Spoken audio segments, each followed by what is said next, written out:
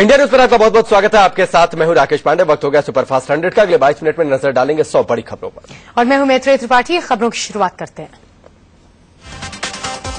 पश्चिम बंगाल के शारदा चिटफंड घोटाले मामले में ममता बनर्जी सरकार को झटका लगाया। सुप्रीम कोर्ट ने शारदा चिटफंड केस की सीबीआई जांच के आदेश दे दिए हैं। ममता बनर्जी सरकार इस घोटाले की सीबीआई जांच के खिलाफ थी। पिछले साल अप्रैल में सामने आए करीब 2,500 करोड़ रुपए के इस घोटाले में पश्चिम बंगाल, उड़ीसा, त्रिपुरा, झारखंड और असम के लाखों लोगों की मोटी रकम डूब गई थी। कोलकाता आधारित इस चिटफंड कंपनी का संचालक सुदीप्त सेन अभी जेल। यौन उत्पीड़न के आरोपी आसाराम को सुप्रीम कोर्ट से फिलहाल राहत नहीं मिली है और उनकी जमानत अर्जी पर अब सुनवाई 19 मई को होगी। जोधपुर सेशंस कोर्ट के बाद हाई कोर्ट से भी जमानत याचिका खारिज होने के बाद आसाराम ने सुप्रीम कोर्ट में अर्जी लगाई थी।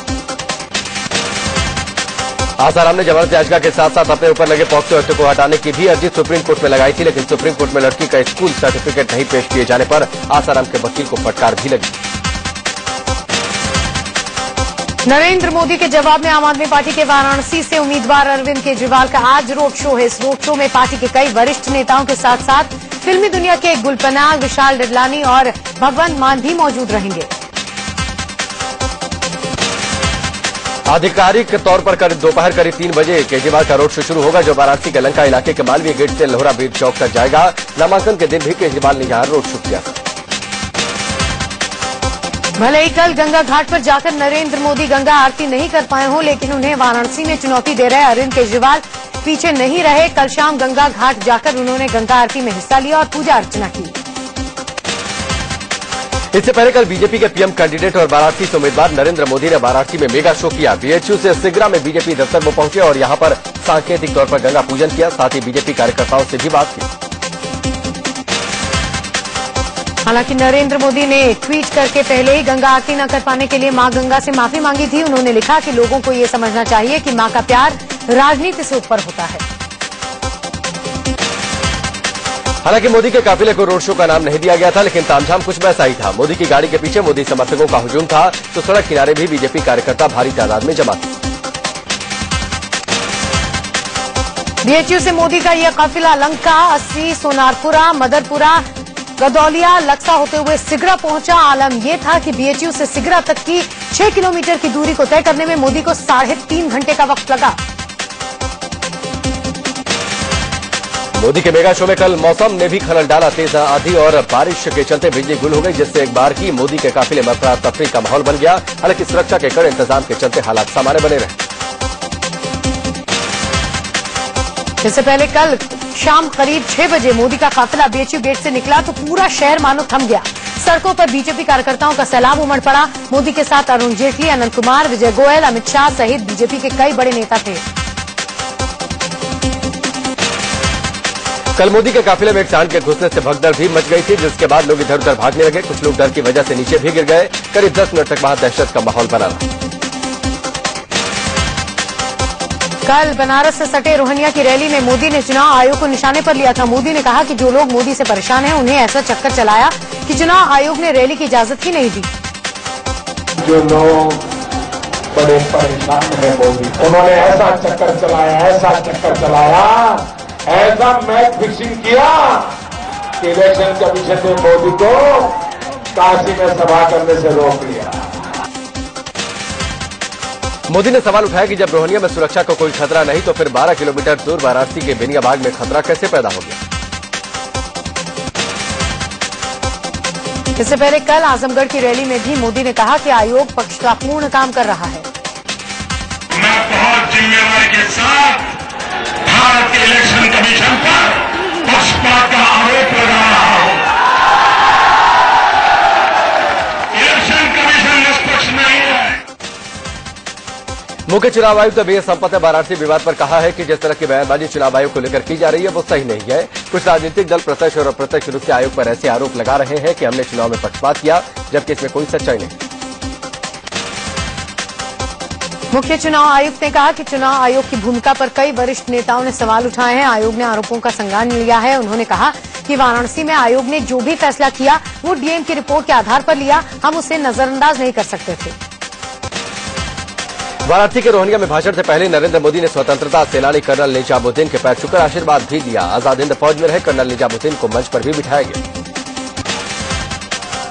मोदी ने मंच पर जिन कर्नल निजामुद्दीन का स्वागत किया, उनके बारे में दावा किया जा रहा है कि उनकी उम्र करीब 115 साल है। स्वतंत्रता संग्राम के दिनों में निजामुद्दीन नेताजी बोस की अगुवाई में आजाद हिंद फौज से जुड़े हुए थे। अंग्रेजी चैनल टाइम्स नाउ को दिए गए इंटरव्यू में बीजेपी के प्रधानमंत्री पद के उम्मीदवार ने कहा कि एनडीए में किसी के लिए भी दरवाजे बंद नहीं है, चाहे वो ममता बनर्जी हो या फिर मायावती। हालांकि उन्होंने कहा कि इस मसले पर वो 12 मई के बाद ही कुछ बोलेंगे। जितना समझा सकता हूँ बता दिया। ये भी तो दो रोकड़ का तरीका हो सकता है, ज्यादा विस्तृत रूप से समझाए। अब ज्यादा अभी नहीं करूंगा, 12 के बाद करूंगा। इस इंटरव्यू में मोदी ने यह भी कहा कि जब तक पाकिस्तान की तरफ से सीज फायर का उल्लंघन होता रहेगा, बातचीत नहीं होगी। बम बंदूक पिस्तौल के धमाकों के बीच आवाज सुनाई देती है क्या? तो बातचीत के लिए सुनाई देती आवाज के लिए तो बम बंदूक धमाके बंद होने चाहिए। बंद होने के बिना बात हो नहीं सकती। टाइम्स नाउ को दिए इंटरव्यू में मोदी ने चुनाव आयोग से टकराव की बात से इनकार किया, लेकिन उन्होंने कहा कि उनके साथ चुनाव आयोग गलत कर रहा है और इसका विरोध करना उनका लोकतांत्रिक अधिकार है।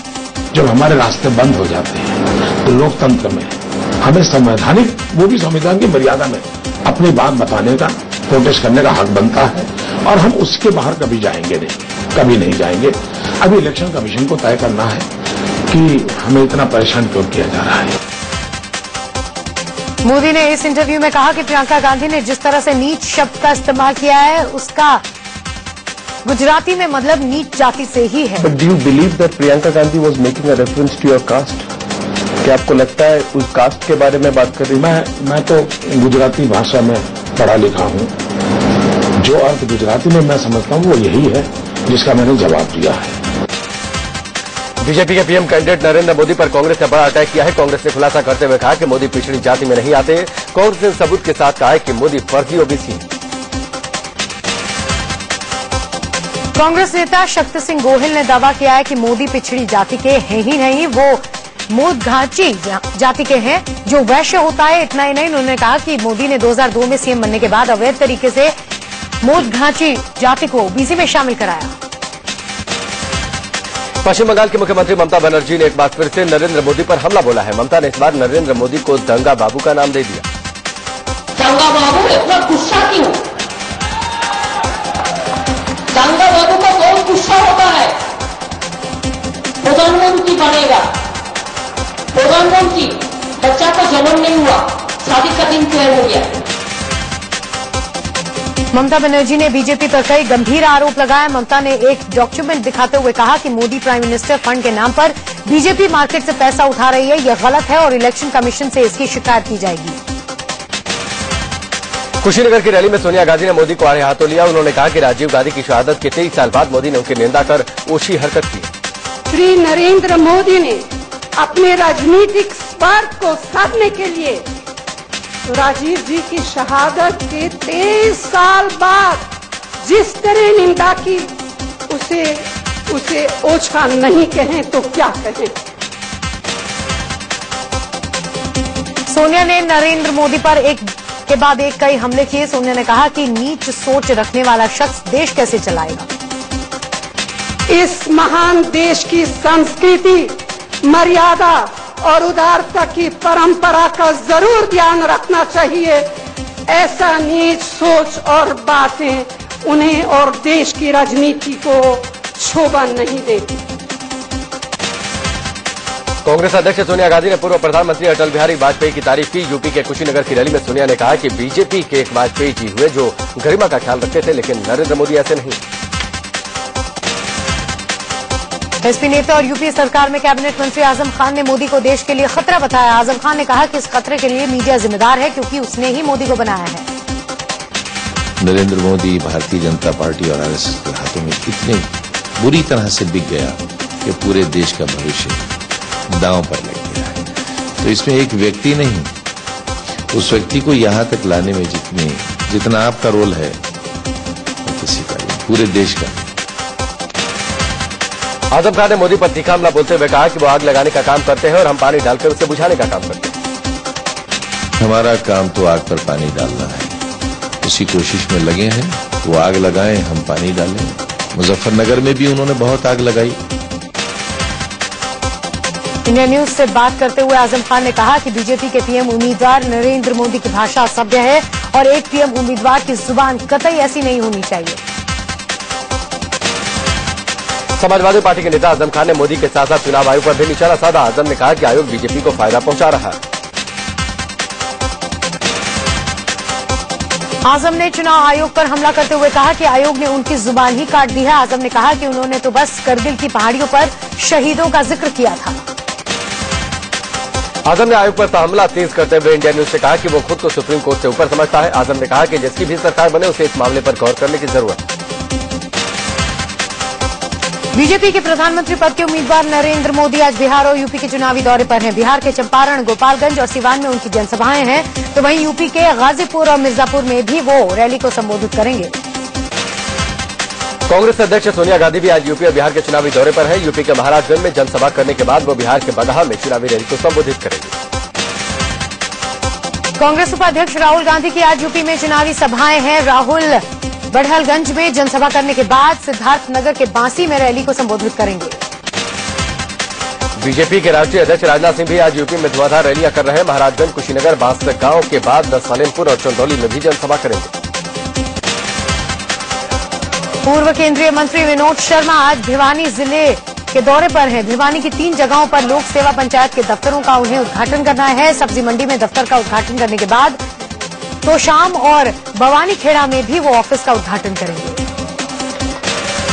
पश्चिम बंगाल के घाटल में कल एक रैली में कांग्रेस उपाध्यक्ष राहुल गांधी ममता बनर्जी पर जमकर बरसे। शारदा चिटफंड घोटाले का जिक्र करते हुए राहुल गांधी ने कहा कि यहाँ के 20 लाख लोगों ने अपना पैसा गंवा दिया, लेकिन ममता ने पीड़ितों के लिए कुछ नहीं। राहुल गांधी ने कहा कि पश्चिम बंगाल में टीएमसी को छोड़कर अगर कोई किसी दूसरी पार्टी के लिए काम करता है तो उसे टीएमसी के लोग पीटते हैं।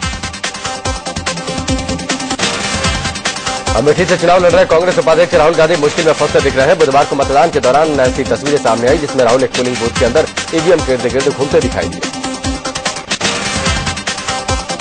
अमेठी में पोलिंग बूथ के भीतर ईवीएम के पास राहुल के टहलने की तस्वीरें सामने आने के बाद प्रशासन हरकत में आया है। ऐसे मुखिया मुलायम सिंह यादव ने भरोसा जताया कि कांग्रेस तीसरे मोर्चे को बाहर से समर्थन के बजाय सरकार में शामिल होगी। मऊ में एक रैली को संबोधित करते हुए मुलायम ने यह बात कही। यूपी के बलिया में मुख्यमंत्री अखिलेश यादव ने रैली के दौरान नरेंद्र मोदी पर निशाना साधा। गाजीपुर में फिल्म अभिनेत्री अमीषा पटेल ने कांग्रेस उम्मीदवार मकसूद खान के समर्थन में रोड शो किया। इस दौरान उनके साथ कांग्रेस नेता राजीव शुक्ला भी मौजूद रहे। महाभारत सीरियल में अर्जुन की भूमिका निभाने वाले फिरोज खान ने विवादित बयान दिया है। फिरोज खान ने कहा है कि जो लोग गाजीपुर को मजाक समझते हैं उन्हें लात मारकर भगा देना चाहिए। आंध्र प्रदेश के पूर्व मुख्यमंत्री और कांग्रेस के वरिष्ठ नेता एम जनार्दन रेड्डी का निधन हो गया है। रेड्डी विशाखापत्तनम सीट से 3 बार सांसद रहे। गुजरात के बहुचर्चित स्नूप गेट मामले में महिला के परिजनों की अर्जी पर आज सुप्रीम कोर्ट में सुनवाई होनी है। सुप्रीम कोर्ट में आज योग गुरु बाबा रामदेव की याचिका पर भी सुनवाई होनी है। रामदेव ने दलितों को लेकर दिए गए बयान के बाद दर्ज हुए मामलों की सुनवाई यूपी से बाहर कराने के लिए अर्जी दायर की। क्रिकेटर युवराज सिंह मुश्किल में फंसते दिखाई दे रहे हैं। युवराज को central excise and service tax department ने 40.60 लाख रुपए का नोटिस भेजा है। युवराज सिंह को 2012-13 में कंपनी से स्पोर्ट्स सर्विस बिजनेस के लिए 4.4 करोड़ रुपए मिले थे, जिस पर 82.60 लाख रुपए सर्विस टैक्स बनता है।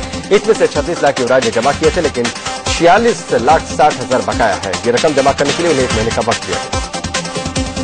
सीबीआई के एडिशनल डायरेक्टर के पद पर पहली बार एक महिला अर्चना रामसुंदरन की नियुक्ति हुई, लेकिन पद संभालने के दिन ही तमिलनाडु सरकार ने उन्हें झटका दे दिया। फिल्म आशिकी 2 के गाने से मशहूर हुए गायक संगीतकार अंकित तिवारी पर उनकी एक्स गर्लफ्रेंड ने रेप का आरोप लगाया है। अंकित को मुंबई पुलिस ने गिरफ्तार कर कोर्ट में पेश किया। खबर के मुताबिक अंकित ने अपनी गर्लफ्रेंड से शादी का वादा किया था, लेकिन बाद में वो उससे मुकर गए। फिल्म आशिकी 2 के गाने से मशहूर हुए गायक संगीतकार अंकित तिवारी पर उनकी एक्स गर्लफ्रेंड ने रेप का आरोप लगाया है। अंकित को मुंबई पुलिस ने गिरफ्तार कर कोर्ट में पेश किया। खबर के मुताबिक अंकित ने अपनी गर्लफ्रेंड से शादी का वादा किया था, लेकिन बाद में वो उससे मुकर गए। दिल्ली एनसीआर के लोगों पर एक बार फिर से महंगाई की मार पड़ी है। अमूल दूध के दाम 2 रुपए लीटर बढ़ा दिए गए। बड़े दाम अमूल दूध की तीनों किस्मों पर लागू।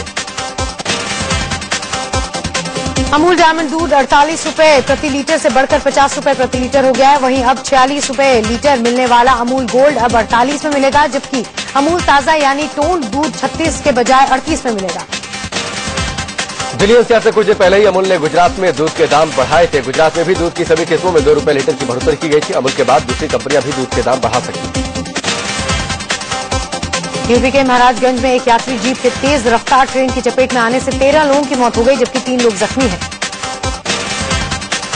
हादसा बन्नी ढाले के मानव रहित रेलवे क्रॉसिंग पर हुआ। जीप वाले ने तेजी से जैसे ही पटरी पार करने की कोशिश की तो बीच पटरी पर पहुंचते ही ट्रेन की चपेट में आ गए। जीप में सवार लोग कुशीनगर से बारात में शामिल होकर लौट रहे थे। मथुरा में एक मार्केट में आग का तांडव देखने को मिला। 1 दर्जन से ज्यादा दुकानें जलकर खाक हो गई। लखनऊ में एक गेस्ट हाउस के गोदाम में आग लगने से अफरा तफरी मच गई। गोदाम में रजाई और गद्दे रखे थे जो जलकर खाक हो गए। कानपुर के स्वरूप नगर इलाके में घर के अंदर एलसीडी टीवी में धमाके के बाद आग लग गई। आग लगते ही पूरे घर में भगदड़ मच गई। भोपाल में शादी के स्टेज पर एक प्रेमी ने दुल्हन को गोली मार दी। गोली लगने से दुल्हन की मौके पर ही मौत हो गई। बताया जा रहा है कि शादी के दौरान दुल्हा दुल्हन स्टेज पर थे और ऐसा है कि एक शख्स आया और उसने खुद को दुल्हन का प्रेमी बताया, जिसके फौरन बाद उसने दुल्हन पर ताबड़तोड़ गोलियों की बरसात कर दी। हरियाणा के रोहतक में एक विवाहिता का शव घर में फांसी पर लटका हुआ मिला। शव के पास से एक सुसाइड नोट मिला है, जिसमें विवाहिता ने अपने ससुराल वालों पर प्रताड़ित करने का आरोप लगाया है। दोपेश के सुसाइड नोट में मीनाक्षी ने ससुराल वालों पर परेशान करने का आरोप लगाया। पुलिस ने दहेज हत्या का मामला दर्ज कर पति, सास और ससुर को गिरफ्तार कर लिया। बिहार के गया में एक शख्स को पेड़ से बांधकर उस पर दनादन डंडे बरसाए गए। मार खाने वाला शख्स गुहार लगाता रहा, लेकिन किसी ने उसकी नहीं सुनी। शशकांत लाल नाम के इस शख्स पर आरोप है कि इसने रेलवे में नौकरी दिलाने का झांसा देकर लोगों से लाखों लूटे थे। गाजियाबाद में पुलिस ने एक नाबालिग के रेप के बाद हत्या करने के आरोपी को गिरफ्तार कर लिया है। इसने अपने दोस्त की मदद से मासूम को पहले अगवा किया, फिर रेप किया, उसके बाद उसकी हत्या कर दी। गाजियाबाद में एक लड़की के साथ गैंगरेप के बाद उसका एमएमएस बनाने का मामला सामने आया है। पुलिस ने केस दर्ज कर लिया है, लेकिन अभी तक आरोपी पुलिस की गिरफ्त से बाहर। दिल्ली के मंडावली इलाके में खुदाई के दौरान एक मकान से एक बच्चे का कंकाल मिलने से सनसनी फैल गई। जांच के दौरान पता चला कि ये बच्चा 2009 से लापता था। यूपी के कानपुर में दारोगा की चलाई गोली से एक युवक की मौत हो गई। नौबस्ता में एक बियर की दुकान पर लूटपाट की खबर मिलने पर पुलिस पहुंची थी और इसी दौरान विवाद बढ़ने पर दारोगा ने गोली चला दी। यूपी के बिजनौर में एक जमीनी विवाद में पंचायत के सामने एक शख्स ने अपनी भाभी की हत्या कर दी। यूपी के फतेहपुर में एक शख्स ने अपनी प्रेमिका की चाकू से गोदकर हत्या कर दी। इसके बाद खुद भी कीटनाशक पीकर खुदकुशी की कोशिश की। इंदौर में पुलिस ने एक ऐसे शख्स को हिरासत में लिया है जो अपने साथ पढ़ने वाली लड़की का अश्लील वीडियो बनाकर उसका शोषण कर रहा था। महाराष्ट्र के सोलापुर में एक धार्मिक आयोजन में खाना खाकर करीब 100 लोगों की तबीयत खराब हो गई। खाना खाने के बाद लोगों को उल्टी और पेट दर्द की शिकायत होने लगी। राजधानी दिल्ली और एनसीआर में कल शाम धूल भरी आंधी के बाद झमाझम बारिश होने लगी। बारिश के बाद कई जगह लंबा जाम लग गया।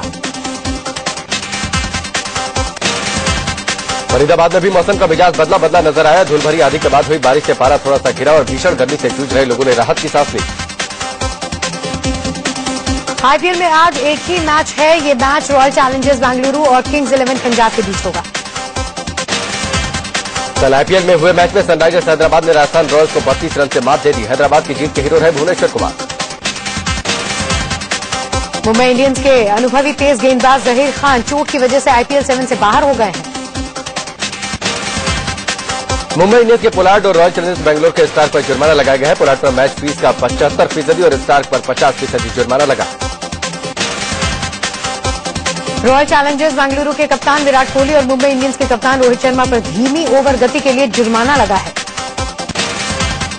ब्राजील ने फीफा वर्ल्ड कप 2014 के लिए अपनी टीम में स्टार खिलाड़ी रोनाल्डिनो और काका को जगह नहीं दी है। दुनिया की सबसे बड़ी सेना बनाने के बाद चीन अब बंदरों की सेना बनाने जा रहा है। बंदरों की सेना को पेचिंग के पास एयरपोर्ट स्टेशन में तैनात किया जाएगा। चीनी सेना की वेबसाइट के मुताबिक बंदरों को एयरपोर्ट स्टेशन के पास के पेड़ों पर पक्षियों के घोंसलों को खत्म करने की खास ट्रेनिंग दी जा रही है। साथ ही फ्लाइट को उड़ान भरने और लैंड करने के दौरान पक्षियों को भगाने के लिए भी ट्रेन किया जा रहा है। स्विट्जरलैंड ने काले धन पर भारत को फिर से ठेंगा दिखा दिया है। स्विट्जरलैंड ने काले धन के बारे में भारत को कोई भी सूचना देने से इंकार कर दिया है। जॉर्डन के एक न्यूज चैनल के डिबेट शो में 2 राजनीतिक दलों के लोग आपस में भिड़ गए। पहले गर्मा गर्म बहस हुई, फिर एंकर के समझाने के बाद भी दोनों लोगों ने स्टूडियो की मेज ही हाथों में उठा दी। इसके बाद मेज हाथ के लिए दोनों लोग हाथापाई पर उतारू हो गए। एंकर के लाख समझाने के बाद भी दोनों नहीं रुके। अफगानिस्तान के सीमा से सटी पाकिस्तान के अशांत उत्तरी वजीरिस्तान इलाके में हुए बम धमाके में 8 सुरक्षाकर्मियों की मौत हो गई, जबकि कई अन्य घायल हो गए। चर्चित फिल्म मंजूनाथ इडियट था साला आज रिलीज हो गई है। फिल्म उस ईमानदार पेट्रोलियम अफसर की हत्या पर आधारित है जिसकी लखीमपुर में मिलावट रोकने की मुहिम के चलते 2005 में गोली मारकर हत्या कर दी गई थी। मंजूनाथ इडियट था साला फिल्म का निर्देशन संदीप कुमार ने किया है। फिल्म में दिव्या दत्ता, यशपाल शर्मा, सीमा विश्वास, आसिफ बसरा, राजेश खट्टर, राकेश कदम के साथ साथ फतेहपुर के रंगकर्मी सौरभ संतोष ने भी अभिनय किया। बॉलीवुड के मशहूर शोमैन राज कपूर के पोते रणबीर कपूर के बाद अब उनके नाती बॉलीवुड में एंट्री के लिए तैयार हैं। अरमान जैन अभिनेता राज कपूर की बेटी सीमा जैन के बेटे हैं। उनकी डेब्यू फिल्म लेकर हम दीवाना दिल में अरमान के अपोजिट दिशा जैन है। फिल्म का पहला ट्रेलर जारी कर दिया गया।